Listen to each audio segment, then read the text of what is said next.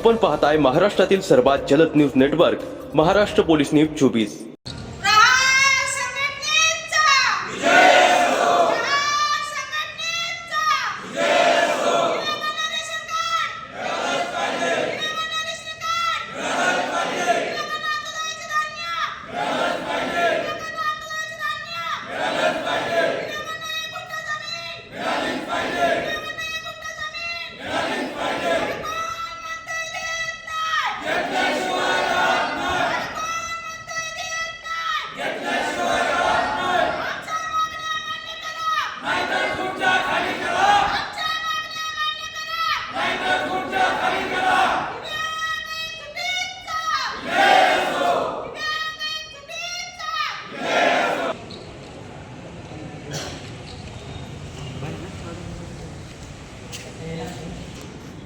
मी धर्मेंद्र सातव, प्रहार दिव्यांग क्रांती आंदोलन संघटनेचा महाराष्ट्र राज्याचा अध्यक्ष आहे। आज इंदापूर तालुक्यामधील जे दिव्यांग बांधवांचे जे महत्त्वाचे प्रश्न आहेत त्या संदर्भात आज तहसील कार्यालयासमोर दिव्यांग बांधवांचं आंदोलन सुरू आहे। यातील प्रमुख मागण्या अशा आहेत की या तालुक्यामध्ये जे भूमिहीन बेघर दिव्यांग बांधव आहेत त्यांना स्वतःचा राहण्यासाठी हक्काचा निवारा नाही, अशा दिव्यांग बांधवांना राहण्यासाठी 1 गुंठा जागा शासनाने जे शासन निर्णय त्याप्रमाणे दिव्यांगांना राहण्यासाठी 1 गुंठा जागा देण्यात यावी। त्याचप्रमाणे जे दिव्यांग बांधव आहेत त्यांना रोजगारासाठी शासन निर्णयानुसार 200 स्क्वेअर फूट जागा व्यवसायासाठी देण्याचा शासन निर्णय याची अंमलबजावणी या तालुक्यामध्ये आजपर्यंत झालेली नाही। एकाही दिव्यांगाला शासन निर्णयानुसार व्यवसायासाठी 200 स्क्वेअर फूट जागा मिळालेली नाही। ती 200 स्क्वेअर फूट जागा व्यवसायासाठी दिव्यांग बांधवाला देण्यात यावी। त्याचप्रमाणे जे संजय गांधी निराधार योजना आहेत, पेन्शन दिली जाते, त्याची एक समिती तालुका स्तरावर तालुक्याचे आमदार यांच्या अध्यक्षतेखाली या समितीवर दिव्यांग प्रवर्गातील 2 लोकांना समितीवर सदस्य म्हणून घ्यायला हवं, परंतु अद्यापही त्या 2 व्यक्तींना दिव्यांग व्यक्तींना त्यांच्या हक्कासाठी असणाऱ्या पेन्शनचं समितीवर त्यांची निवड करण्यात आलेली नाही आहे। त्यामुळं तालुक्यातील ज्या बहुसंख्य दिव्यांग हे जे शासनाची जे योजना आहेत त्यांच्यापासून वंचित आहे पेन्शनची। म्हणजे आजचं जे आमचं आंदोलन आहे, आम्ही वेगळं काही शासनाला मागतच नाही। जे शासनाने शासन निर्णय काढलेले दिव्यांगांच्यासाठी ज्या कल्याणकारी योजना शासनाने ठरवलेल्या आहेत, निश्चित केलेल्या आहेत आणि दिव्यांग हक्क कायदा 2016 याची प्रभावी अंमलबजावणी व्हावी ही आमची प्रमुख मागणी आहे। कारण ती आपण पाहतो 5% निधी ज्याप्रमाणे ग्रामपंचायतचा असतो, नगर परिषदेचा असतो, जिल्हा परिषदचा असतो, त्याचप्रमाणे ती समिती गठीत करण्यासाठी तालुका स्तरावर आमदार साहेब यांच्या अध्यक्षतेखाली एक समिती असते। ती समितीसुद्धा आत्तापर्यंत गठीत झालेली नाही आहे। त्याचप्रमाणे जे लोकप्रतिनिधी असतात, आमदार साहेब आणि खासदार, त्यांचा आमदार फंडातील 5% निधी हा दिव्यांगावर खर्च करणं हा बंधनकारक आहे, परंतु आजपर्यंत या तालुक्यामध्ये दिव्यांगांसाठी जे आमदार फंड आहे त्या आमदार फंडातील 5% निधी खर्च न केल्यामुळं दिव्यांग बांधव आपल्या हक्कापासून वंचित आहेत। म्हणजे सांगण्याचं कारण आहे शासनाने ऑन पेपरवर रेकॉर्डवर दाखवतं की दिव्यांगांसाठी आमची ही योजना आहे, आमच्या ह्या आहेत, परंतु प्रत्यक्षात दिव्यांगांना त्या योजनेचा लाभ मिळत नाही। दिव्यांग बांधव त्या योजनेपासून वंचित आहे। या निषेधार्थ आज आम्ही तहसील कार्यालयापुढे आंदोलन करत आहे।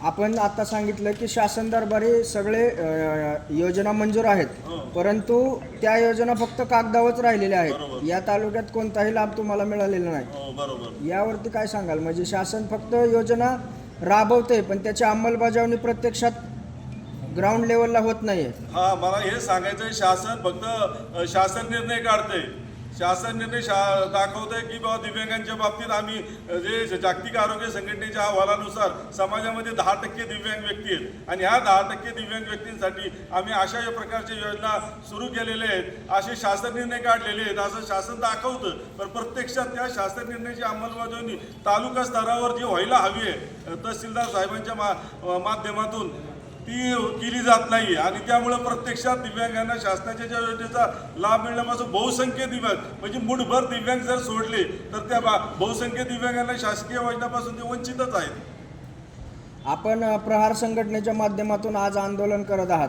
खरं बघितलं तर प्रहार संघटनेचे अध्यक्ष जे होते ते शिवसेनेमध्ये पक्षप्रवेश करून आता आमदार आहेत विधान परिषदेचे।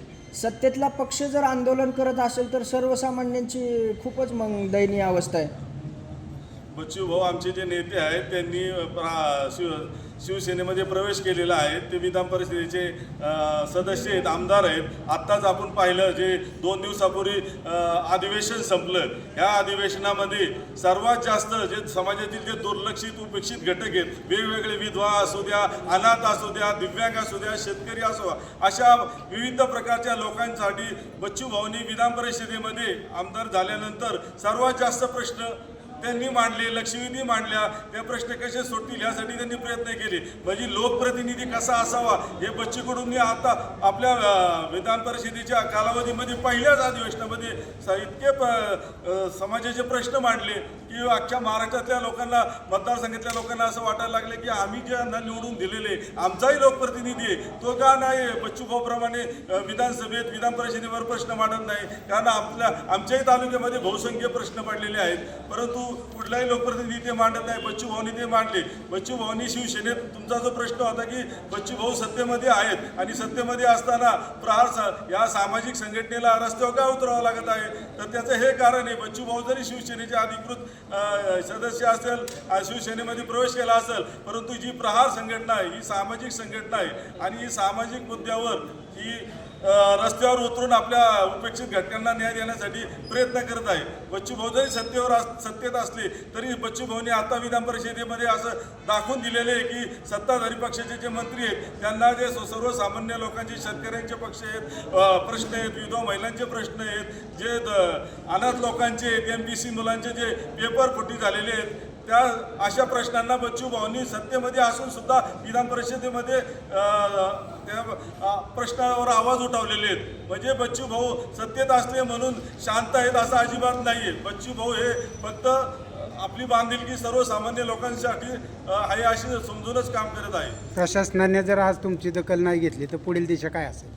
जर आमचं आंदोलन, आमची मागणी फक्त काय आहे, कायद्याची अंमलबजावणी करावी या मागणीसाठी इथं आंदोलन करतोय. पण हे करत असताना इथं प्रशासन कायद्याची अंमलबजावणी करत नाही. ज्या वेळेस आमचे अध्यक्ष, तालुका अध्यक्ष आनंदराव गायकवाड आणि त्यांची जी टीम आहेत हे गेली वर्षभर प्रशासनाकडे मागणी करतात लेखी स्वरूपात, जे शासन निर्णय त्याची अंमलबजावणी करा अशी आमची मागणी गायकवाड साहेब आमचे करत आहे. परंतु हे प्रशासन शासन निर्णयाची अंमलबजावणी करत नाही, कायद्याची अंमलबजावणी करत नाही. म्हणून आम्ही आज इथं आंदोलनाला बसलो आणि आंदोलनाचं पत्र दिल्यानंतर पोलीस प्रशासन सांगते आंदोलन असं शांतते. आमचं आंदोलन ढोल बजाव होतं की ह्या झोपलेल्या सरकारला जागा करण्यासाठी ढोल बजाव आंदोलन होतं. पण प्रशासनाने नोटीस पाठवली आहे की बाबा शांततेत आंदोलन करा, घोषणा करू नका, ढोल वाजवू नका. अरे बाबा, आमची मागणी काय आहे प्रशासनाला की कायद्याची अंमलबजावणी करा, हीच साधी सोपी मागणी आहे आणि तुम्ही कायद्याची अंमलबजावणी करत नाही. कायदे हक्कापासून सर्वसामान्य जनतेला वंचित ठेवतात. कायदा तुम्ही मोडतायत. हे प्रशासन कायदा पाळत नाही, कायदा हे मोडत आहे आणि कायद्याची अंमलबजावणी करा म्हणून आम्ही रस्त्यावर उतरलेलो आहे. जर यांनी कायद्याची अंमलबजावणी, आम्ही गांधी मार्गाने आता ही मागणी करत आहे की कायद्याची अंमलबजावणी करा, परंतु यांनी जर आता भर उन्हात आमचे कार्यकर्ते इथं आलेले आहेत, लांबून दिव्यांग बांधव ज्याला 2 हात नाही, 2 पाय नाही, घरात बाहेर आंदोलनासाठी रस्त्यावर उतरणं फार दिव्यांगांसाठी अशक्य गोष्ट आहे. धनधाकट व्यक्ती आपण पाहतो आंदोलनात स्टंटबाजी करण्यासाठी येत असतील, परंतु दिव्यांग बांधव ज्यावेळेस मी रस्त्यावर उतरतो ते आपल्या शारीरिक अडचणीवर मात करून तिथं आलेला असतो आणि आज सर्व दिव्यांग बांधव इथं आलेला आहे. प्रशासनाने जर गांभीर्याने दखल घेतली नाही, जे आता गांधी मार्गाने आंदोलन चाललेलं आहे ते कदाचित थोड्या वेळानंतर दिव्यांग बांधवांना त्यांनी प्रवृत्त केल्यासारखं होईल. मग आम्हाला भगतसिंग मार्गाने आंदोलन घ्यावं लागेल. भगतसिंग मार्गाने या आंदोलनाची दिशा बदलावी लागेल. माझा प्रश्नच तुम्हाला तो आहे की जे आपण आंदोलन करून साध्य करण्यासाठी प्रयत्न करत आहात, आपल्या पक्षाचे बच्चूभाऊ कडू हे सत्ताधारी पक्षामध्ये आहेत आणि शिवसेना हा सत्तेतला मुख्य पक्ष घटक आहे. तर तुम्ही आंदोलन करण्याऐवजी बच्चू कडूंच्या मार्फत शासनाला आदेश देऊन प्रत्येक तालुक्यामध्ये, हा केवळ इंदापूर तालुक्याचा प्रश्न आहे, असे अनेक दिव्यांग बांधव महाराष्ट्र राज्यातील अनेक तालुक्यामध्ये आहेत, त्यांना एक शासन आदेश काढून तुम्ही सर्वांना सर्क्युलर GR काढून त्या शासन आदेशाचं पालन करायला का नाही सांगत? मला आपल्याला तेच पत्रकार बांधव आपल्याला हे सांगायचं आहे की ऑलरेडी तुम्ही म्हणताय बच्चू भाऊंना सांगून वरून एक आदेश का काढायला लावत नाही. आदेश म्हणजे लिखित स्वरूपात का आदेश काढायला लावत त्याचं नाही? पालन परंतु करण्यासाठी. अंमलबजावणीसाठी. अंमलबजावणी. परंतु ऑलरेडी सगळे कागदावर शासनाने मान्यच केलेलं आहे ना. म्हणजे हे शासन फक्त कागदावरतीच काम करते असं हो, म्हणायचंय? प्रत्यक्षात दिव्यांग वंचित आहे आमचा दिव्यांग घटक हा. म्हणजे हे शासन फक्त कागदावर आणि काम घटनेने करते. बाबासाहेब आंबेडकरांनी जे घटनेने अधिकार दिलेले आहेत आम्हाला की बाबा स्वतःच्या हक्कासाठी कायद्याच्या अंमलबजावणीसाठी रस्त्यावर उतरून संघर्ष करा, हे संविधानाने अधिकार दिलेत. आम्ही कुठलाही कायदा हातात आतापर्यंत घेतलेला नाही आणि घेणारही नाही. फडणवीस शिंदे सरकार फक्त कागदावरती काम करते असं म्हणू शकत नाही, कारण वरून सरकार मुख्यमंत्री उपमुख्यमंत्री सरकार यांनी खूप चांगले काम करत आहे. या सरकारने 1,500ची पेन्शन 2,500 केलेली आहे.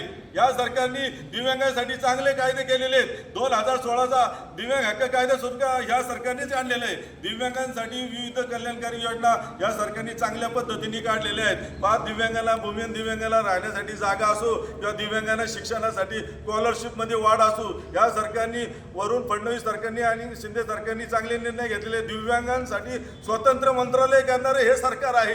ऑल भारतात कुठे दिव्यांगांसाठी तरी स्वतंत्र देखील मंत्रालय. तुम्हाला रस्त्यावरती उतरावं लागतंय. बघा, हे आपलं हा निसर्गाचा नियम आहे. आपण जन्मल्यानंतर आपल्या आईने सुद्धा दूध पाजताना आपल्याला वडावंच लागलेलं आहे. हे सरकार मायबाप आहे. आपल्या हक्कासाठी आम्हाला त्यासाठी रस्त्यावरून वडावंच लागत आहे, कारण हे मायबाप सरकार आहे. आपल्याला ज्यावेळेस भूक लागल्यानंतर आपण आपल्या आईपाशी वरडलेलो आहे, तेव्हाच आईने दूध पाजलेलं आहे. त्या पद्धतीने सध्या ही प्रशासन यंत्रणा आहे की त्या पद्धतीने सध्या लोकांना आपल्या याच्यासाठी आवाज उठवावाच लागत आहे. आणि ते घटनेने दिलेले अधिकार आहेत ना. सरकारचं प्रशासन ऐकत नाही म्हणताय का तुमचं? हा? सरकारचं प्रशासन ऐकत नाही हा, का? बरोबर बोलले. आता तुम्ही बरोबर शब्द बोलले की शासनाने चांगले सरकारने चांगले शासन निर्णय काढलेले आहेत, परंतु हे बाबू लोक आहेत, हे प्रशासकीय लोक आहेत, हे बाबू लोक अंमलबजावणी करत नाही. यांना असं वाटतं आम्हाला लाख 2-2 लाख रुपये पगार मिळतोय, आम्ही काम करू, अगर ना करू आम्हाला कुणी काय बोलणार नाही. प्रशासनावरती सरकारचा वचक नाहीये. हा, असं म्हणू शकतो.